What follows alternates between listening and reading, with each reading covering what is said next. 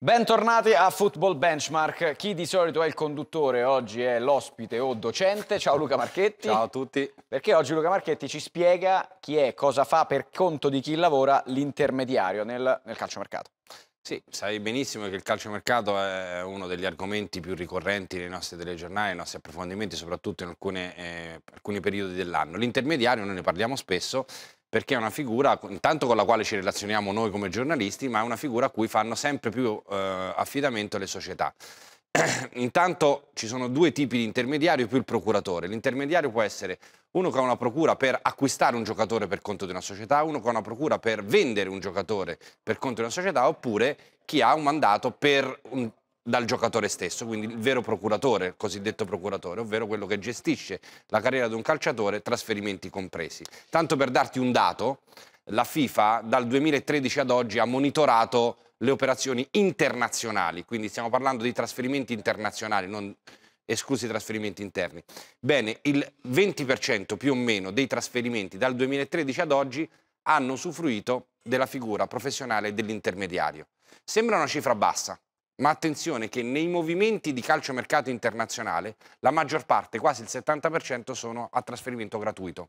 Se prendiamo in considerazione i trasferimenti con esborso di denaro, quindi quelli di cui parliamo noi, la percentuale sale quasi al 50%. Quindi quasi la metà delle operazioni nel mondo a pagamento viene fatta attraverso un intermediario. E peraltro un dato in crescita. Tu parli dal 2013 in poi, ogni anno ce ne sono più di ogni anno aumenta, per esempio in questo lasso di tempo, quindi 2013-2017 di fatto, perché il 2018 è appena iniziato, sono stati spesi 1.600 milioni di euro per le tariffe degli intermediari, per le procure degli intermediari, come dato complessivo nel mondo. Ed è un dato che va crescendo sempre. E come abbiamo detto ci sono tre figure diverse di intermediario, no? Il club che compra, il club che vende e il giocatore. Come vedi nel mondo, questi sono sempre dati relativi dal 2013 ad oggi, sempre per i trasferimenti internazionali, il giocatore è rappresentato di più rispetto alle altre due parti, ma è in crescita il dato del club che ingaggia, come è in crescita anche il dato del rappresentante del club che cede. Naturalmente all'interno di questa figura professionale ci possono essere delle operazioni in generale che prevedono la presenza di tutte e tre le figure, cioè dell'intermediario del club che vende, dell'intermediario del club che compra e dell'intermediario del giocatore. Poi insomma, come vedete, c'è un'intersecazione piuttosto frequente, soprattutto in Europa. Ok, partiamo allora, andiamo per gradi, visto che abbiamo detto che possono esserci tre figure diverse, partiamo dall'operazione in cui viene introdotto un intermediario per vendere, la società che, anzi, per chi deve comprare, si mette nelle mani di un intermediario, perché è il numero principale, quindi è la figura delle tre quella più importante probabilmente. Sì, eccezione fatta per il procuratore, sì, perché come abbiamo visto nei numeri sono circa 5.000 le operazioni con un intermediario ingaggiato da chi deve comprare, quindi una sorta di ricercatore di quello che mi serve a me come società. È un dato anche questo in crescita, perché nel 2016 le operazioni fatte con un intermediario che comprava, addetto a comprare un giocatore, erano 1.134, sono salite a 1.190. Devo dirti che in termini assoluti la percentuale è rimasta la stessa, cioè rispetto alle operazioni totali dell'anno. Ci sono state più operazioni nell'ultimo anno, di conseguenza è salito anche esatto. Negli affari di tutto il mondo ti dico che il 25% degli acquisti viene fatto attraverso un intermediario. Quindi un quarto delle operazioni nel mondo viene fatto con un intermediario. Allora, vediamo poi, è interessante questo, quali sono le squadre, ovvero quali nazioni utilizzano di più questo professionista, perché appaiono nella nostra grafica delle nazioni che sostanzialmente in 10 anni del nostro lavoro insieme non abbiamo mai visto una Birmania in un nostro grafico. No? Intanto non sorprende, Alessandro, che nelle prime due posizioni siano Inghilterra e Italia, che sono le nazioni che si affidano di più, e poi lo vedremo anche nelle grafiche successive, a questa figura, sia per acquistare che per vendere. Questo è un lavoro di percentuale rispetto a un totale di trasferimenti, sempre nel periodo 2013-2017. La differenza naturalmente l'Italia e l'Inghilterra la fanno nel numero delle operazioni, no? L'Inghilterra in questo periodo di tempo ha fatto quasi 1.200 operazioni con un intermediario che aiutava nell'acquisto, l'Italia l'ha fatto per 650 circa, e la percentuale è molto simile fra Italia e Inghilterra. La Birmania ha un 31, quasi 32%, rispetto però a 54 operazioni nei 5 anni previsti di studio della FIFA, quindi è un valore singolare mettere Birmania, Giappone, Indonesia con la percentuale, ma come numero assoluto sono naturalmente inferiori. Stavo parlando dell'Inghilterra, addirittura se leviamo parametri zero e gli acquisti senza denaro, 2 su 3 ormai vengono fatte con come in Italia. Come in Italia, infatti arrivavo a dirti questo, ovvero che questo è un dato assoluto, per tutte le operazioni che sono state svolte in Italia e in Inghilterra, di fatto un terzo viene fatto con un intermediario. Se togli i parametri zero e gli acquisti a zero, cioè quindi i prestiti, 2 operazioni su 3 vengono fatte con un intermediario. Andiamo a vedere anche le cessioni che vengono fatte con l'intermediario, ovvero un'altra figura di intermediario, colui che viene ingaggiato dalla società che deve vendere. Qui il volume è minore, però in crescita comunque. È molto più in crescita rispetto... È più in crescita con numeri più bassi però nell'assoluto. Sì, la crescita rispetto allo scorso anno è stata quasi del 33%. Il numero assoluto, Alessandro, è più basso perché ci sono molti trasferimenti nel mondo di giocatori senza contratto, quindi non c'è l'intermediario per chi vende, perché vai a fine contratto, come abbiamo detto prima, quasi il 70% delle operazioni nel mondo viene fatta senza trasferimento di denaro.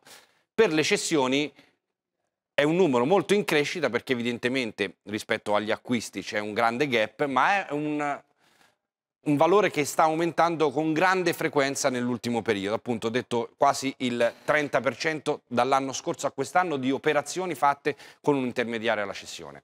E in questo caso siamo i padroni del grafico, sì. Siamo i campioni. Siamo i campioni con delle variazioni, questo intanto è il numero degli intermediari, con una variazione rispetto allo scorso anno a mio avviso molto significativa. Perché la scorsa stagione, qui vediamo l'Italia è prima come numero, questo è il numero assoluto, no, di operazioni fatte con intermediari alla cessione, sempre nel contesto 2013-2017. Lo scorso anno l'Inghilterra era seconda, quindi Italia e Inghilterra erano prime e seconde sia nella classifica delle intermediazioni per comprare, sia nella classifica delle intermediazioni per vendere. Si è inserito il Portogallo fra l'Italia e l'Inghilterra perché è una nazione che esporta. È una nazione che fa della cessione il suo core business. Come all'interno dei migliori 8 d'Europa ci sono delle nazioni come Croazia e Serbia che sono esportatrici. Tanto quanto lo scorso anno c'era la Nigeria che è un campionato esportatore. Quindi anche l'Italia si conferma non solo acquirente a grandissimi livelli, ma anche esportatore a grandissimi livelli. Serbia, Croazia e Portogallo sono proprio nell'immaginario campionati con giocatori di alto livello, con un campionato però di livello ancora inferiore, e quindi chiaramente poi c'è l'emigrazione. Allora, il tema forse nodale, cruciale di tutto quello di cui stiamo parlando è che inevitabilmente se c'è una figura professionale in più aumentano i costi. Sì, e aumentano sempre di più ogni anno. Questa grafica qui ci dimostra come dal 2013, quindi dall'inserimento del TMS, che è la possibilità di tracciare a livello informatico i trasferimenti internazionali della FIFA, anzi di fatto l'obbligo, come vedi si è passati da 218 milioni di dollari a 446 milioni di dollari nella scorsa stagione, con un mese non ancora osservato, perché questo studio arriva fino a novembre 2017.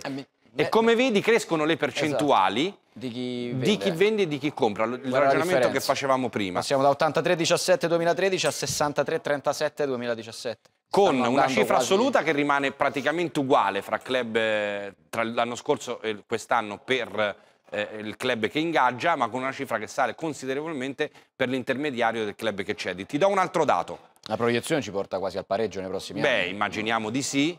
Ti do un altro dato però che è molto significativo. Dal 2013 a oggi abbiamo detto si sono spesi 1,6 miliardi di dollari per questo tipo di intermediazioni. Bene, il 97,2% sono stati spesi in Europa.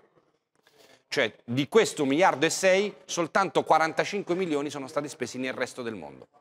Quindi intendiamo in Europa anche quando prendi dei giocatori ad esempio dal Sud America ma li porti in Europa? Quello sì, ma pagano le società europee. Esatto, quindi vale comunque per uno. Certo. E tant'è vero che nella classifica di chi spende di più, delle più spendaccione, delle prime 8 del mondo, sono solo europee. Non ci sono altro tipo di nazioni. L'Inghilterra lì. e pensa che le prime 6, Inghilterra, Italia, Portogallo, Germania, Spagna e Francia, quindi Big Five più il Portogallo, che abbiamo detto grande esportatore, coprono l'83% delle spese totali. Cioè l'83% di quel 1,6 miliardi speso per le intermediazioni, o investito, perché se vuoi può essere anche una forma di investimento, investito o speso per le intermediazioni, viene soltanto in questi 6 paesi. 97% Europa, 86% questi 6 paesi. Big Five più Portogallo. Magari ce l'avessero detto un anno e mezzo fa, ci saremmo aspettati di trovare la Cina, no? Invece E evidentemente... invece no, non c'è, non è entrata neanche nella top 10. Esatto. La prima non europea è il Brasile, a proposito di quello che dicevamo poco fa, che è 13ª. Peraltro, a proposito di Big Five, lo scorso anno di fatto la classifica più o meno è la stessa di chi spende di più per intermediazioni. Inghilterra prima con 125 milioni di euro, Italia seconda con 76 milioni di euro e mezzo spesi per le intermediazioni fra avere e vendere, fra comprare e vendere. Guardando il gradino, insomma, anche da questo punto di vista c'è un campionato come quello della Premier League, o meglio l'Inghilterra in genericamente intesa,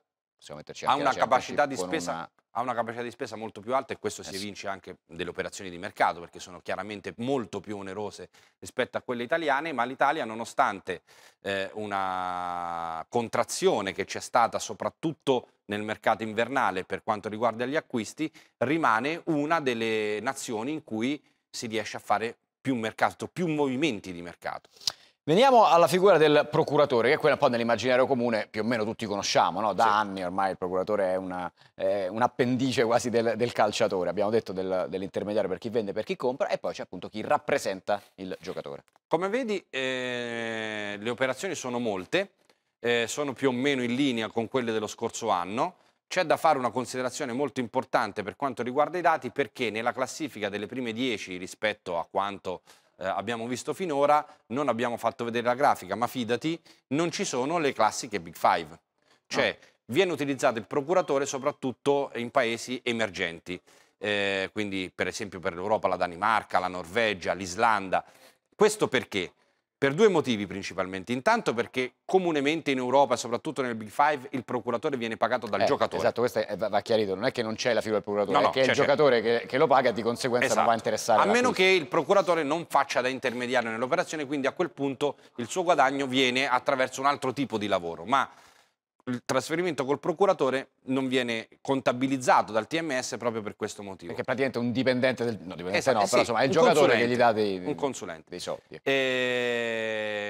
Questo chiaramente incide su questo tipo di valutazione, ma rimane una figura assolutamente centrale, perché come abbiamo visto nel nostro primo grafico, 10.000 sono le operazioni in assoluto che hanno coinvolto il procuratore a livello mondiale all'interno di queste operazioni di mercato. Guardando qua i dati appunto col procuratore da 2013-2016, 1819, si arriva a 2232. Sì. Quindi diciamo che quasi il 15% delle operazioni mondiali viene fatto grazie all'intervento della figura professionale del procuratore. Ribadiamo, è leggermente diverso il procuratore intermediario, alle volte possono anche essere sovrapposte queste due figure, ma quando viene riconosciuto il lavoro del procuratore c'è questo 15% di operazioni a livello mondiale, che è un dato sicuramente interessante. Ripetiamo però che non ci sono i Big Five, non sono nella top 10, ecco.